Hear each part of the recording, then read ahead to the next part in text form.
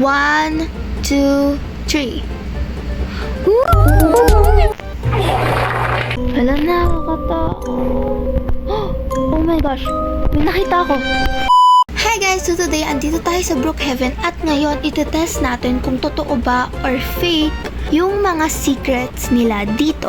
So bago yan, make sure to like and subscribe kasi baka hindi nyo na ako makita ulit. Tingnan muna natin kung asan ba yung safe dun sa bagong bahay na pinablish ni Brookhaven. Ito yung bagong bahay, diba? Alam mo, nalilito na ako kasi sa sobrang daming bahay ni Brookhaven. Hindi ko na alam kung ano yung bahay yung bago at luma. Ang sabi dito, akit daw tayo sa taas, tapos sa CR daw nun. Uupo ka? Etong CR ba? May nag-comment sa post ko, sabi niya ito. So, itatry natin kung totoo ba or fake. So, upo daw tayo dito, tapos tatalon. Uy! Oo nga! Real nga! Sige, tingnan natin kung ano, nanakawin natin yung bahay natin. Oh, nawala! So, kailangan uupo ka talaga dun sa toilet, okay? Dapat naka-ready na yung bomba natin pag ganun.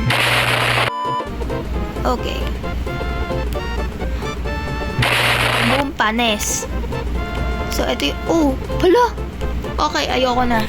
So, may nakita ako, mag-glitch daw yung ano, mapapa-reset ka daw pag ginawa mo to. So, pupunta muna tayo dito sa swimming pool, tapos tatalon ka dito. Habang tumatalon ka daw, pindutin mo daw yung reset button. 1, 2, 3. Woo! Tayo! Grabe. Okay, so ang sabi dito, pag pumunta naman tayo ulit sa swimming pool, alam ko na alam nyo to eh. So, tingnan natin. Okay. Kailangan natin ng flashlight, napakadilim. So dark in here, nakakatakot. Grabe.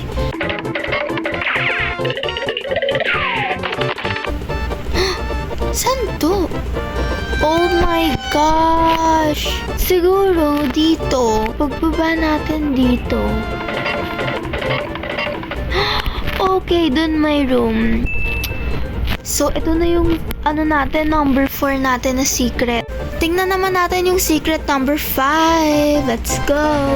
Alam mo lahat ng tinas natin na secret, na totoo lahat sila. Totoo lahat sila. Mag-comment din kayo kung ano yung next na iaano natin. I-video, okay? Para ma-shoutout ko kayo.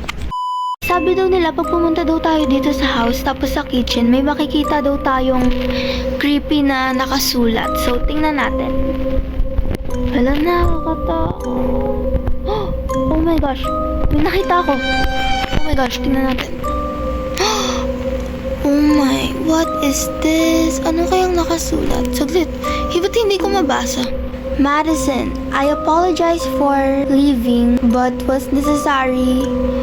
But, oh my gosh, hindi ko mabasa.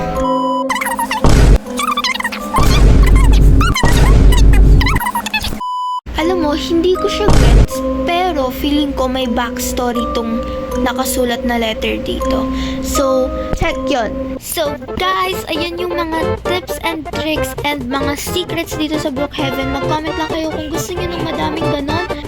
At mag-comment lang kayo kung anong gusto nyong i-video ko para makita kayo dito sa video ko.